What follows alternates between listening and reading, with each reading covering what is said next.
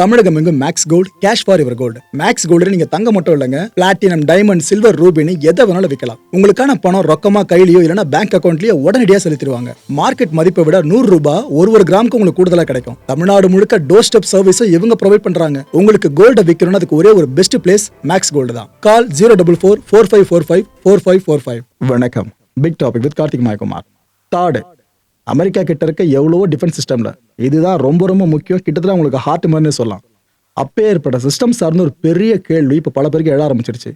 உண்மையிலேயே எல்லாரும் சொன்ன அளவுக்கு இது ஒர்த்து தானா அப்படின்னு கேட்க ஆரம்பிச்சிட்டாங்க. இது எதுக்காக இதை பத்தி பார்க்க போறோம். இது கூடவே அமெரிக்கா பண்ண ஒரு வேலை பெருசா திரும்பி இருக்குங்க. இது எல்லாத்த பத்தி தான் பேச போறோம். நிகழ்ச்சிக்குள்ள போலாம்.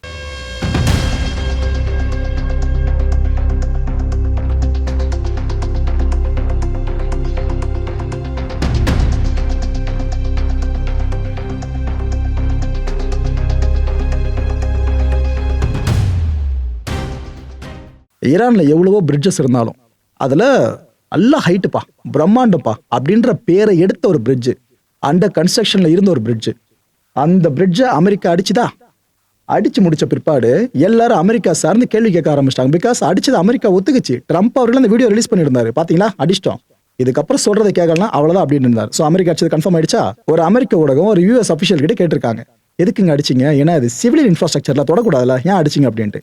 அப்போ அவர் என்ன சொல்லியிருக்காராமா, இல்லைங்க அந்த பிரிட்ஜை அவங்க சிவிலியன் பர்பஸ்க்காக பயன்படுத்தல, மாறா என்ன பண்ணிருக்காங்களாமா, இந்த ட்ரோன்ஸ்லாம் இருக்குல்ல, மிடில் ஈஸ்ட் முழுக்க போய் விடுற ட்ரோன்ஸ், இஸ்ரேலை நோக்கி போற ட்ரோன்ஸ், இது எல்லாம் கொண்டு போயிட்டு வருவதற்கான ஒரு போக்குவரத்து தளமா அதை பயன்படுத்திருக்காங்க. அந்த பிரிட்ஜ் நல்லா கெட்டியா இருந்தா தானே பிரச்சனை, அதான் குழந்தை விட்டோம் நாங்க, இதுக்கப்புறம் எப்படி போயிட்டு வர முடியும், ட்ரோன்ஸ் இதுக்கப்புறம் பெருசா வராதுல அப்படின்னு சொல்லியிருக்காங்க. இது ஜஸ்டிஃபை பண்ணக்கூடிய விஷயமா இருக்கா மக்களே? Okay, right. ரிப்போர்ட்ஸ் இப்போ என்ன தெரியுமா வெளியே வந்துட்டு இருக்கு ஈரானோட ஊடகங்கள் சைட்ல இருந்து. இந்த கான்ஃபிளிக்ட்ல யுக்ரைன் சோல்ஜர்ஸும் களமிறக்கப்பட்டிருக்கிறதா ஒரு அதிர்ச்சி செய்தி அந்த சைடில் வெளியிட ஆரம்பிச்சிட்டாங்க.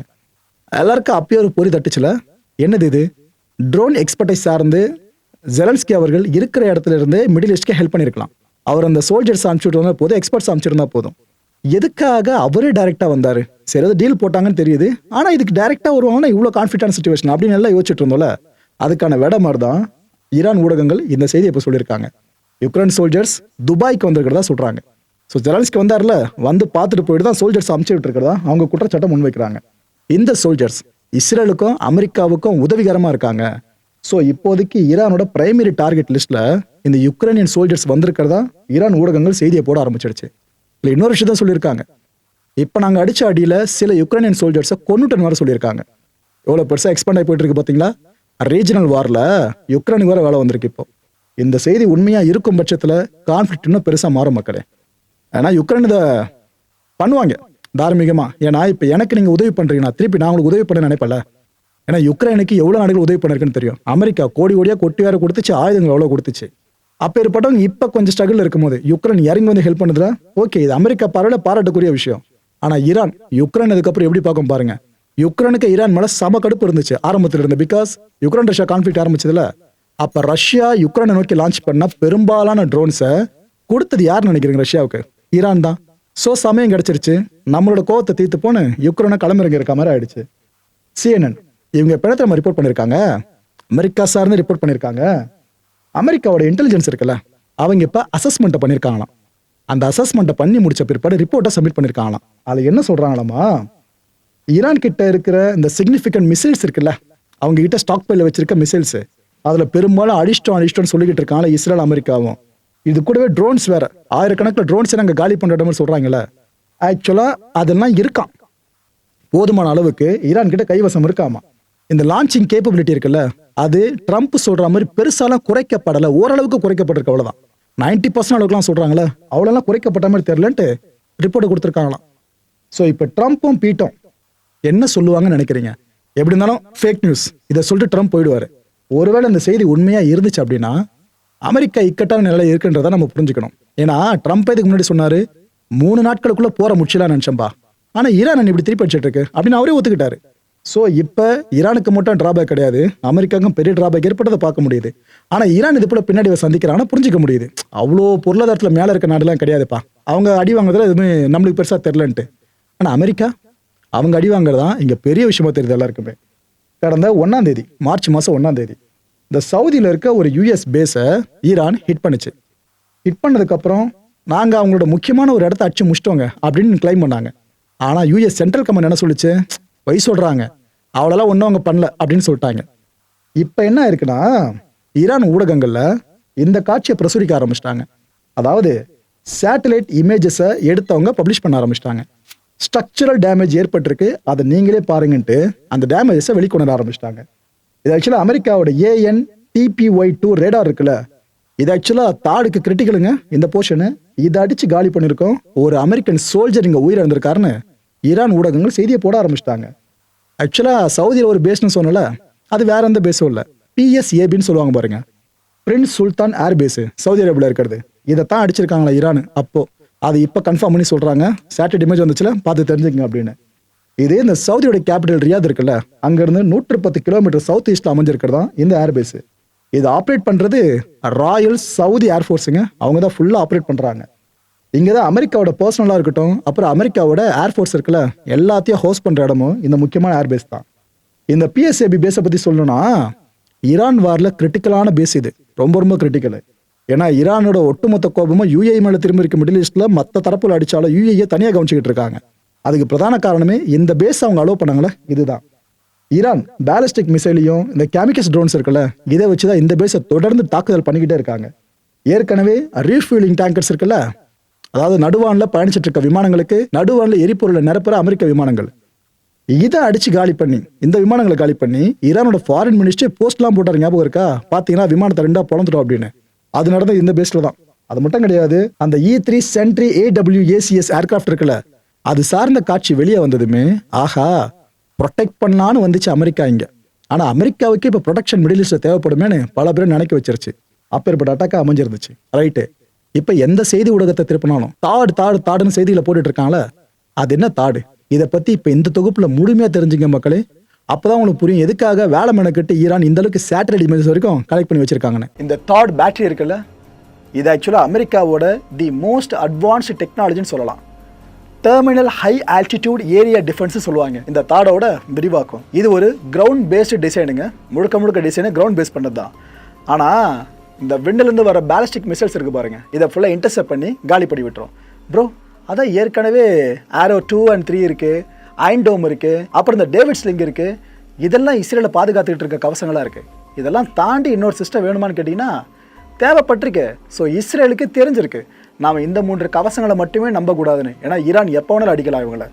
அதனால தான் இதை கேட்டு வாங்கியிருக்காங்க போல இருக்குது, அமெரிக்கா ரிலீஸ் பண்ணி விட்டுருக்கு. சரி ஓகே, ஸோ பேலிஸ்டிக் மிசைல்ஸை இன்டர்செப்ட் பண்ணுறதுக்காகவே இதை பிரத்யேகமாக உருவாக்கியிருக்காங்களா? இதில் டெர்மினல் ஃபேஸ்னு ஒரு வார்த்தை இருக்குது பார்த்தீங்களா? ஏன்னா தாட்ல வர டீக்கான அர்த்தமே டெர்மினல் தான். இது என்னன்னா, உதாரணத்துக்கு சொல்கிறேன், இப்போ ஈரான் ஒரு மிசைலை லான்ச் பண்ணிடுச்சு வைங்க, பேலிஸ்டிக் மிசைலை. இங்கே தான் இஸ்ரேல் இருக்குது, நிலப்பரப்பு இங்கே தான் இருக்குன்னா, இந்த மிசைல் இவ்வளோ தூரம் வருது பாருங்க, இது வரைக்கும் இந்த தாட் எதுவும் பண்ணாது. ஆனால் அது ரொம்ப க்ளோஸ் அப்ரோச்சாக வரும் பாருங்க, ஒரு பாயிண்ட்டுக்கு ரொம்ப நெருக்கமாக, அப்போ அடித்து காலி பண்ணுறோம். அதனால தான் இதை டெர்மினல் ஃபேஸ்ன்னு சொல்லுவாங்க. Just before impact targets. அதுக்குன்னு இந்த தாடுக்கு ரேஞ்செலாம் பெருசாக இருக்காதுன்னு நினச்சிடாதீங்க. 150 கிலோமீட்டர்ஸில் ஆரம்பித்து 200 கிலோமீட்டர்ஸ் வரைக்கும் இந்த தாடுக்கு ரேஞ்ச் இருக்குது, ஹிட்டிங் ரேஞ்சு. இதனால் பார்த்தீங்கன்னா இந்த அட்மாஸ்பியருக்கு வெளியவும் சரி உள்ளவும் சரி, இப்படி எந்த பகுதியில் மிசைல்ஸ் வந்தாலும் அடிக்க முடியும். பொதுவாக இந்த பேலிஸ்டிக் மிசைல்லாம் எடுத்துக்கிட்டிங்கன்னா கிட்டத்தட்ட ராக்கெட் மாதிரி தான். ஒரு விண்கலத்தை ராக்கெட் மேலே கொண்டு போக விண்வெளிக்கு ஒரு இடத்துல ராக்கெட் செதறிட ஒன்றுன்னா, ஆனால் அந்த கலர் மட்டும் மேலே போயிட்டுருக்கோம். இதே ஃபார்மெட் தாங்க. ஒரு உந்து சக்தி மாதிரி ஒன்று பின்னாடி இருந்து ப்ரொப்பல் பண்ணும். அதுக்கப்புறம் அட்மாஸ்பியருக்கு ரீச் பண்ணிட்டு கிட்ட கீழே வரும்போது அது அப்படியே செதறிடும். அந்த ஒரு குறிப்பிட்ட முன்கள பகுதி இருக்குது பாருங்க, அது மட்டும் வந்து ஹிட் பண்ணும். இது எல்லாத்தையும் சமாளிக்கிற ஒரு வல்லமை இந்த தாடுக்கு இருக்குது. இதோட யூனிக்கான ஃபீச்சர் என்ன தெரியுமா? நான் இவ்வளோ தூரம் இதை பற்றி சொல்லும் போதெல்லாம் என்ன ப்ரோ வார் ஹெட் இருக்க போது அப்புறம் என்ன கவலை அந்த தாடில் அப்படின்ட்டு. இங்கே ஸ்பெஷாலிட்டி அதுதான். எக்ஸ்ப்ளோசிவ் வார் ஹெட்டுன்றது இந்த தாடில் கிடையாது. இது இன்டர்செப்ட் பண்ணுறதுல கிடையவே கிடையாது. இதுக்கு பதிலாக என்ன தெரியுமா பண்ணோம்? பிளாக் பேந்தர் படம் பார்த்துருக்கீங்களா? அதில் அந்த ஹீரோவுக்கு ஒரு பவர் இருக்க மாதிரி காமிப்பாங்க பாருங்க அந்த சூட்டுக்கு. அதாவது எந்த ஒரு தாக்குதலை ஃபேஸ் பண்ணாலும் அந்த ஒரு சக்தியை உள்வாங்கிக்கிட்டு அதே சேம் டைம் அதை திருப்பி கொடுக்க முடியும். ஸோ எவ்வளோக்குள்ள நீங்கள் அதிகமாக தாக்குறீங்களோ அவ்வளோக்குள்ள அதிகமான எதிர்ப்பை நீங்கள் சந்திக்க வேண்டியதாக இருக்கும் உங்களோட ஓன் பவரை வச்சு. இதே மாதிரி விஷயத்தை பேஸ் பண்ணி தான் இந்த தாடை உருவாக்கியிருக்காங்க. கைனெட்டிக் எனர்ஜி அப்படின்னு சொல்லுவாங்க. ஸோ இதை வச்சு தான் இந்த டார்கெட்ஸை இந்த குறிப்பிட்ட தாட் டெஸ்ட்ராய் பண்ணும். சரிப்பா, பேலிஸ்டிக் மிசைல்னு சொல்கிறேன், அதுலேயே 1008 டைப் இருக்கே. இது எல்லா விதமான பேலிஸ்டிக் மிசைல்ஸ்க்கு எதிராகவும் வீரியமாக செயல்படுமான்னு கேட்டிங்கன்னா எஸ், கன்ஃபார்மாக சொல்ல முடியும். இந்த தாடு பார்த்தீங்கன்னா ஷார்ட் ரேஞ்ச் பேலிஸ்டிக் மிசைல்ஸாக இருக்கட்டும், மீடியம் ரேஞ்சாக இருக்கட்டும், அவ்வளோ ஏன் இன்டர்மீடியட் ரேஞ்சாக கூட இருக்கட்டும், அந்த வகையான பேலிஸ்டிக் மிசைல்ஸ் எல்லாத்தையுமே ஃபுல்லாக அடித்து துவைக்கோங்க. இதோட ப்ரொடெக்டிங்னு பார்த்தீங்கன்னா அகெயின்ஸ்ட் இந்த வகையான பேலிஸ்டிக் மிசைல்ஸ்க்கு எதிராக தான் 100% வரைக்கும் தீவிரமாக துல்லியமாக இருந்திருக்கு. அது என்ன அப்புறம் 100%ன்றீங்க, அது ஓய்வே எடுக்காதா என்ன? அது லோட் பண்ணுற டைமில் அடிச்சிடலாம் அப்படின்னு கேட்டிங்கன்னா அது ஒரு சாத்தியக்கூறு தான் இருக்குது. ஆனால் ஒரு சிஸ்டமில் லோட் ஆகிட்டு இருக்கும்போது ஒரு லான்ச்சரில் இன்னொன்று என்ன பண்ணிகிட்டு இருக்கோம், அதுவும் நம்ம யோசிக்கணும்ல. ஆக்சுவலாக இந்த ஒரு தாடில் பார்த்தீங்கன்னா 6 ட்ரக் மவுண்டட் லான்ச்சர்ஸ் இருக்குங்க. ட்ரக் இங்கே இருக்கா, இது வரைக்கும் பாருங்கள், இதெல்லாம் தான் லான்ச்சர்ஸ். இதெல்லாம் ட்ரக்கோடய மவுண்ட் பண்ணி வச்சுருப்பாங்க. வேறு எதுக்கும் அந்த லாரி நீங்கள் பயன்படுத்த முடியாது, இந்த லான்ச்சர்ஸ்க்காக மட்டும் தான் பயன்படுத்த முடியும். இந்த ஒரு லான்ச்சர்லேயும் பார்த்தீங்கன்னா கிட்டத்தட்ட 8 இன்டர்செப்டர்ஸ் வரைக்கும் உங்களால் உள்ளே பொருத்த முடியும். ஸோ ஒன்று 8 அப்படின்னா மொத்தம் 6. ஸோ 6 ட்ரக் மவுண்டட் லான்ச்சர்ஸில் ஒன்று 8 இன்டர்செப்டர்ஸ் அப்படின்னா ஒரே நேரத்தில் 48 இன்டர்செப்டர்ஸ் அந்த லான்ச்சர்ஸில் இருக்கும். இதை ரீலோட் பண்ணுற டைம் இருக்குல்ல, இது மட்டுமே ஒரு லான்ச்சருக்கு நீங்கள் ரீலோட் ப்ராசஸ் ஆரம்பிச்சிங்கனாலே அது முடிய 30 நிமிஷங்கள் ஆகும். அடிக்கிறத பற்றி பேசிட்டோம். இந்த இன்டர்செப்ட் பண்ணுறது, இந்த அடிக்கான டார்கெட்டை ஃபிக்ஸ் பண்ணல, அது ரேடார் இல்லாமல் சாத்தியம் இல்லை. ஸோ இதில் ரேடியோ அண்ட் ரேடார் எக்யூப்மெண்ட்டும் அதிநவீனமானதாக பொருத்தப்பட்டிருக்கு. இதோட டிடெக்ட் ரேஞ்ச் பார்த்தீங்கன்னா, இந்த ரேடாரோட டிடெக்ட் ரேஞ்ச் பார்த்தீங்கன்னா 870 கிலோமீட்டர்ஸ் ஆரம்பித்து 3000 கிலோமீட்டர்ஸ் வரைக்கும். அவ்வளோ தூரம் வரும்போது தெரிஞ்சிடும் த்ரெட் தான் வருதுன்னு சொல்லிட்டு அவ்வளோ டிஸ்டன்ஸில் இருந்து. ஸோ இவங்க ரெடி ஆகிறதுக்கான டைம் ரொம்ப அதிகமாக கிடைக்கும். மக்களை இந்த கான்டென்ட்டை பொறுத்தவரைக்கும் நாமளாக சிந்திக்க வேண்டியது ஒரே ஒரு விஷயம் தான். இதனால தான் அமெரிக்க இராணுவத்தில் பல பெரிய பெரிய தலைகளோட பதவிகள் இப்போ பறிக்கப்பட்டுக்கிட்டு இருக்கோ. ரீசெண்டாக கேள்விப்பட்டிருப்பீங்களே, பீட் ஹெக்ஸெட் ஒவ்வொரு பெரிய அமெரிக்க இராணுவ அதிகாரிகளை பதவி நீக்கம் பண்ணிட்டு இருக்காருன்னு. மேபி இது போல சில பின்னடைவுகளை ஈரான் கான்ஃப்ளிக்ட்ல அமெரிக்கா ஃபேஸ் பண்ணதுனால தான் இது நடந்துட்டு இருக்கோ என்னவோ.